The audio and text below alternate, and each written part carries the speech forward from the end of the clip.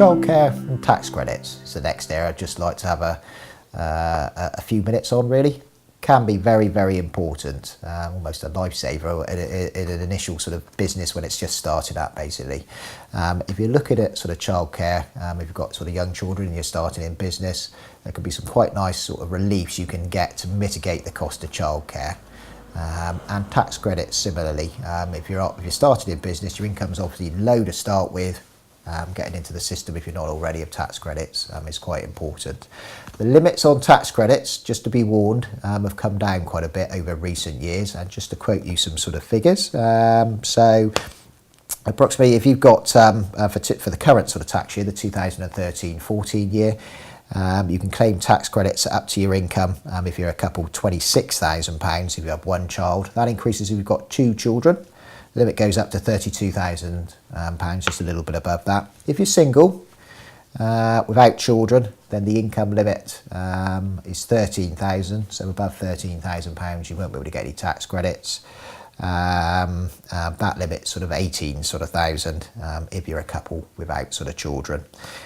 Very important with tax credits, in fact very important indeed, to keep the revenue informed of your position, or the tax credits office. It can be a system, whilst it can offer some very nice sort of sums of money in your early years in business. If you don't keep the revenue up to date with what your income levels are going to be, then the potential is you could be receiving tax credits. Then unfortunately, when your income's gone up and you let the revenue know after the end of the tax year, then basically you'll have to pay them back again, and that's not a particularly nice position to be in.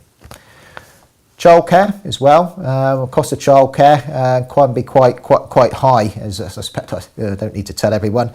If you're self-employed, you can't claim the cost of childcare as an expense against your sort of self-employment sort of profits. But there is something you can actually claim through sort of child and working tax sort of credits. If you work over sort of 16 hours a week, then basically you can claim, at the moment, rules do change a little bit from time to time, but you can claim up to sort of 70% of your childcare costs. So quite a good sort of sum. There are sort of limits. If you pay for one child, you can claim, if your childcare costs are £175 a week, then you can claim 75% of those, or 70% should I say, rather than 70%. If you have two or more children, then that £175 a week goes up to £300 a week. 70% of that, that's quite a big sort of figure. So it's an area quite important really, to get some help with you when you're starting in sort of business.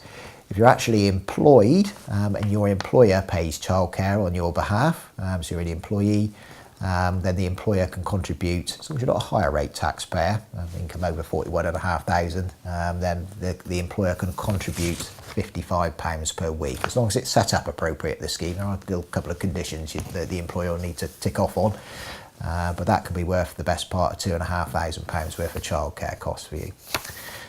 Important thing is, one, not to miss it. There are some help out there, particularly with the childcare costs.